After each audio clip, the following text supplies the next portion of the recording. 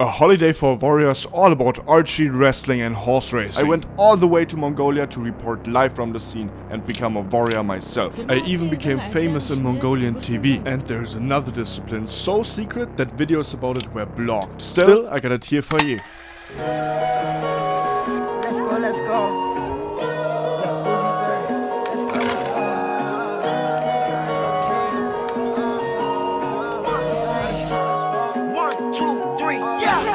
I done made so many millions, ain't nothing to think about. And she fuck with me because I am the one that still come back even though I made it out. I thought she was G when I put in my D, she was screaming, she said come on take it out. And loyalty, I swear that's everything, and for me, got niggas that's gon' kill it out. And when I do a show, it's 100,000 with the venue, probably was just paying out. And she know he a bum, so his girlfriend with me, and you know LA night she be staying. Welcome to the Olympic Games of Mongolia.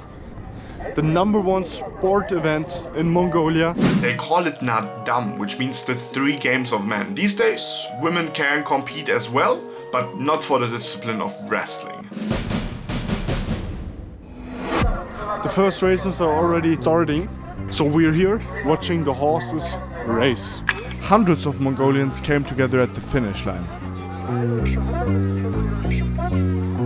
Back here, the horses are approaching. And once the racers got close, the people got loud.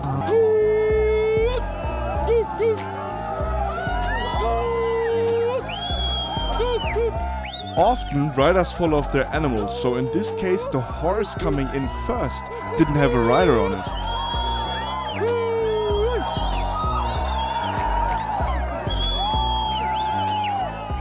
And here goes second and third place.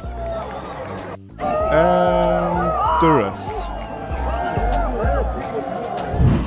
The race is finished, but they say that the sweat of the winning horse is very lucky sweat. So I was trying to reach the winning horse, but sadly they're leaving in that direction. So we'll just go eat. After the race, the people gather for the feast, for the food.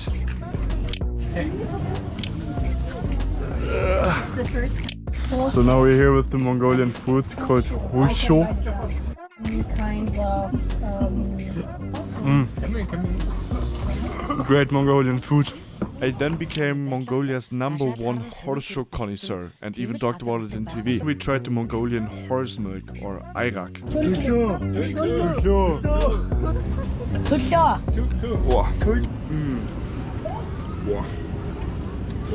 Very, very sour, the Mongolian beer. That's what they call it, since due to its fermentation there's up to 3% of alcohol in this milk. Back to the city. Here goes the opening ceremony.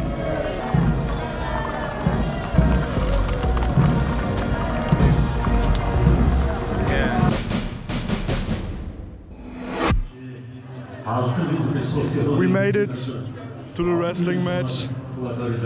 It might be a little bit too loud to hear me, but at least it's great fun.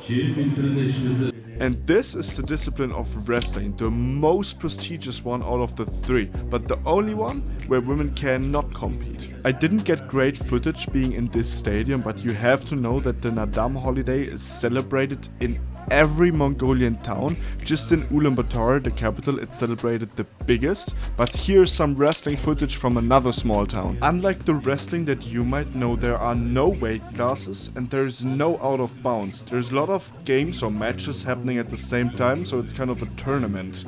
And there's one referee for every 1 versus 1. It is raining, cats and oh.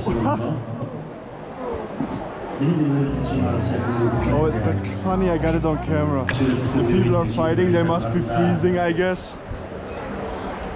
But I'm not freezing, which is lucky for me. This must be Genghis Khan, I guess. My friends, it would not be the same kind of adventure traveling if it was only remote countries. No, it must as well be horrible weather. So we're back here with the rain. We've seen the wrestling, we've seen the horse racing, we're still lacking the archery. We're here on the streets, there are many people selling food. And we'll now go see the archery. We made it to the archery. People are looking great with original attire. And also you gotta look at the background. Isn't that beautiful? Crazy, crazy, crazy.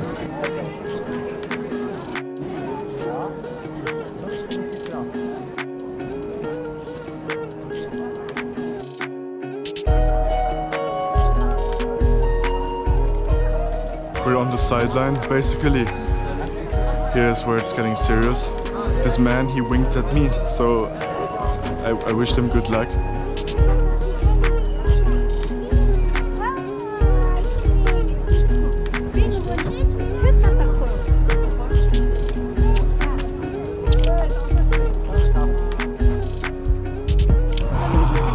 That was close.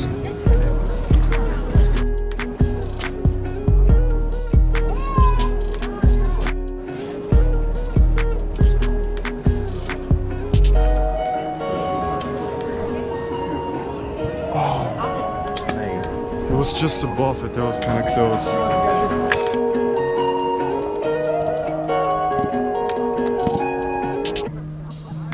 I will use the time of the last shooter to explain the game real quick.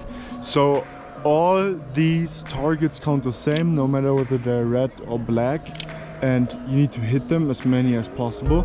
And if it bounces off the white sand, then that is still legitimate. If it bounces off the grass, then that's illegitimate. That was a very good shot right now. Naadam Festival in the beautiful country of Mongolia.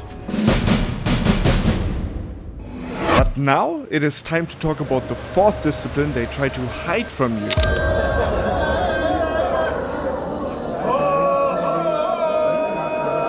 It is knuckle bone shooting. The Mongolians sit in circles and hum these kind of noises to either encourage their team or to distract the opponent. Teams consist out of 6 to 8 players, and the goal is to shoot little marble tablets at sheep knuckle bones. The more knuckle bones you hit, the more points you score. Usually all the tools used for this game are handmade and often so old that they are proper historic. Well, but why would videos about this sport get banned from my accounts? Well, first of all, as I said, things are handmade, and sheep knuckle bones are handmade as well. They do not fall off trees. So in order to play these games, you need to unalive a lot of sheeps, and perhaps that is something that shouldn't be mentioned, but it just is reality. You can recognize that there's different amount of lines on their heads that talks about the amount of times that they have won. The broad lines, that means they won major tournaments, such as this one. So here we're basically talking with the gods, like right in front of us. He must be amazing.